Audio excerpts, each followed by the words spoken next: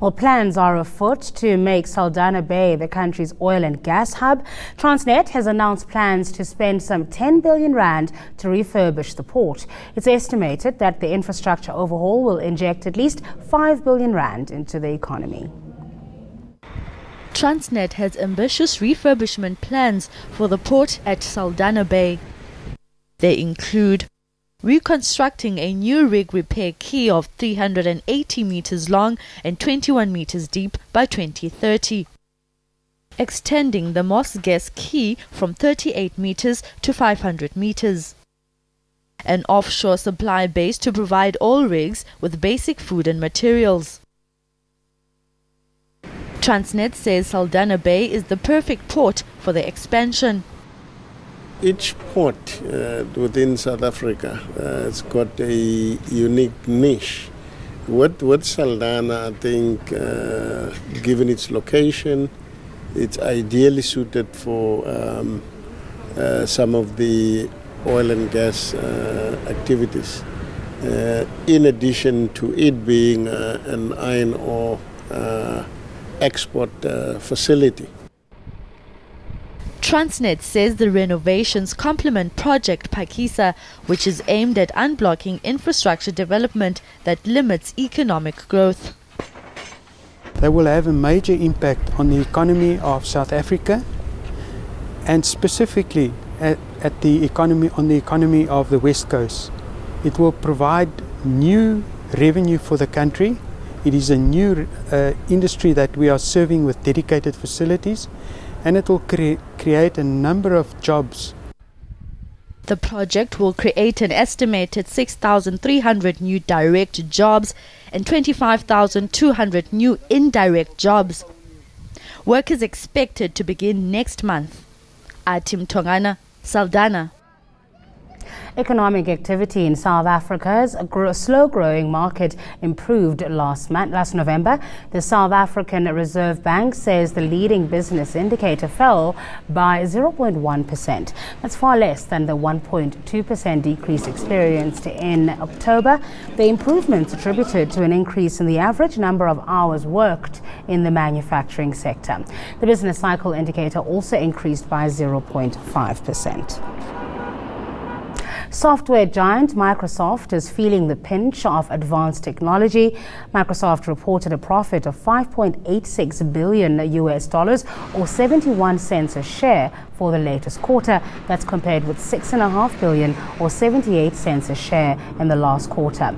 Profits have been weakened by slow personal computer sales, increased use of smartphones, notebooks and smaller laptops.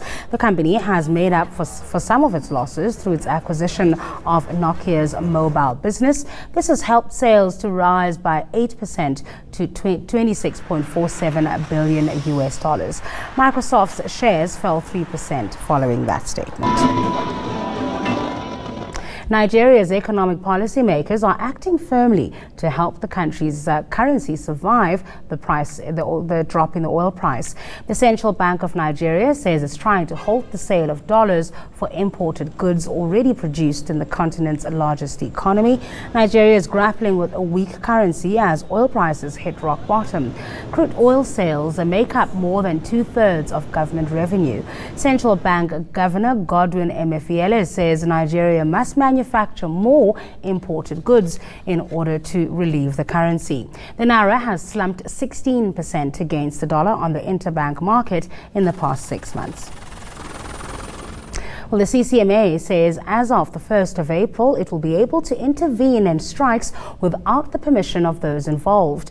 The new powers of the Commission for Conciliation, Mediation and Arbitration are part of the Department of Labour's amendments to the Employment Equity Act. For more on this, we're joined in the studio by the director of the CCMA, that's Nareen Khan. Nareen, thanks so much for your time today. In fact, there is some interesting changes in 3 key pieces of the Labour Relations Act. Let's maybe just delve into those and then we'll get into how they affect you. No, certainly. The main 3 key pieces in the Labour Relations Act that have been amended are the first one that everybody talks about, which is the Section 198, but that deals with labour brokers, temporary employment services, contract work, and things of that nature. And I know it's been often discussed, so let me unpack quickly for everybody what it means. They've divided up dealing with working relationships into 3 issues in this area.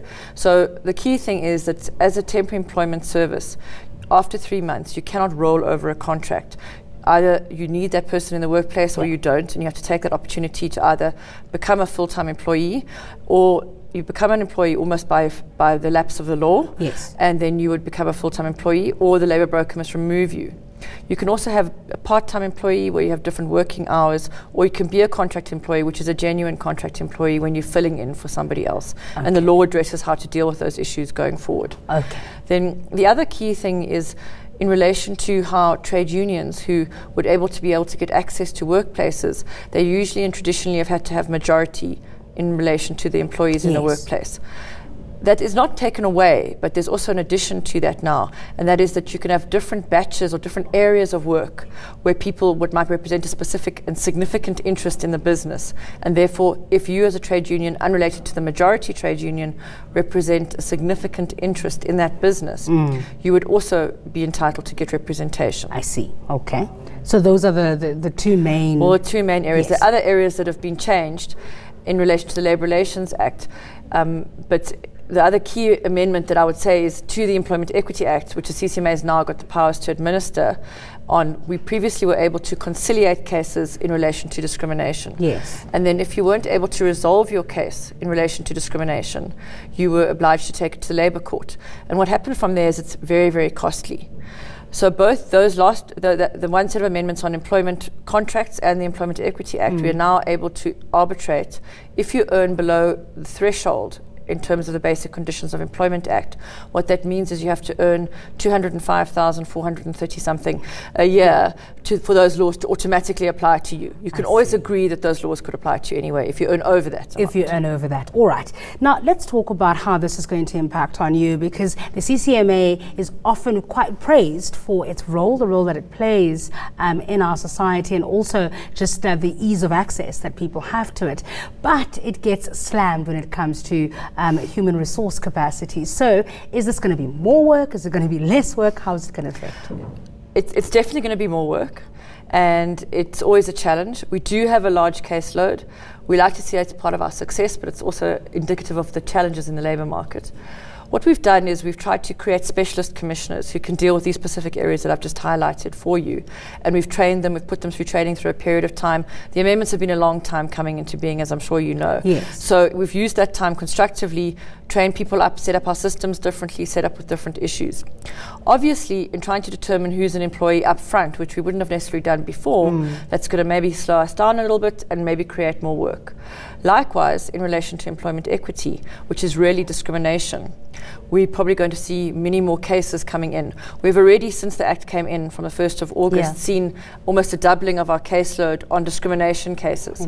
Now, I would like to argue that that's actually good for our country, because previously our caseload in relation to discrimination was very little. And I think we would all agree. In a country like South Africa, exactly. I always found that very strange. And we think the reason is because it's too costly to go to the Labour Court, whereas now your access is free and you can actually come and present yourself there, and the CCMA commissioners are trained at trying to guide you through the process. Okay, and very quickly, are you adequately funded for all of these new We roles? have been at this point by the Treasury, yes. All right, we'll leave it there. Thanks for your time today. CCMA Director Nareen Khan.